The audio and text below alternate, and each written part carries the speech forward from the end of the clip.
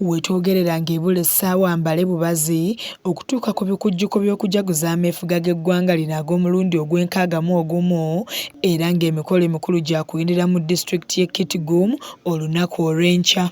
Bw'abadde abulira mu kusaba okuyindidde mu kkanisa ya King Discipleship e Kabowa, omusumba w'ekkanisa eno era nga ye mulabirizi w'obulabirizi w'abalokole mu Kampala, David Kapyate, asabye abasumba mu nzikiriza zonna mu ggwanga okusiima gavumenti olw'eddembe ly'okusinza lyeyawa bannayuganda. Freedom of worship ne tubeera nga buli ddiini lyonna yonna esobola okutandika n'obeerawo kasobo registerinze n'osobola okuba nga oweereza abasiraamu basinza baweereza abakatuliki abaprotestanti aba Seventh Day naffe abalokole twagala okwebaza Mukama olw'ekyo.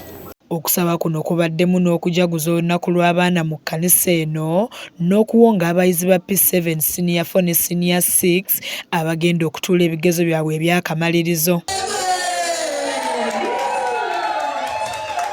Omulabirizi Kapyate agamba nti mu myaka gy'enkaaga okusinza kwabeeranga kuzibu n'okusingira ddala okwenzikiriza y'ekirokole, wabula okuva gavumenti ya NRM bwe yakwata enkasi eddembe ly'okusinza libukadde. Ekirala kye twagala okwebaza kyemirembe nti mu Uganda kati tulina emirembe, kati wano nga wano e Uganda basobola okuba President Museveni n'omusanga mu bukatunu awalala bw'okikola bayinza okusiba n'otaddamu nakulabika naye kiraga nti waliwo emirembe n'obutebenkevu obuli mu ggwanga lyaffe Uganda. Wano wasinzidde n'awanjagira ekkanisa zonna mu Uganda okulowooza ennyo ku ky'okuzimba amasomero, kuba omwana w'omulokole kikulu okusomera mu ssomero eriri ku musingi gw'ekirokole okwewala obubi obugenda mu maaso mu ggwanga wamu n'enguzi.